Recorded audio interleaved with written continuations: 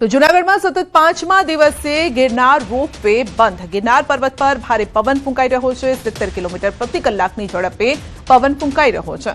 તો શ્રદ્ધાળુની સલામતીને ધ્યાને લઈને આ નિર્ણય લેવાયો છે। વાતાવરણ નિયમિત થયા બાદ રોપવે શરૂ કરવામાં આવશે।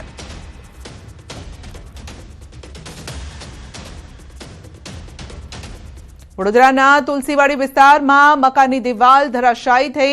मनपानी कामगीरी दरमियान मोटी दुर्घटना सर्जाई हती। पीएमसी द्वारा शौचालय कंटेनर मुक्ति वखते आ घटना बनी हती।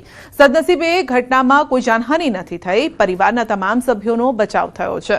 पालिकाना पापे दुर्घटना सर्जाई होવાનો आरोप पण लागी રહ્યો છે। संबंधित अधिकारीओ घटनास्थळे पहोंच्या माहिती तेओए मेळवी हती। समग्र मामले योग्य तपासनी पण मांग करवामां आवी छे।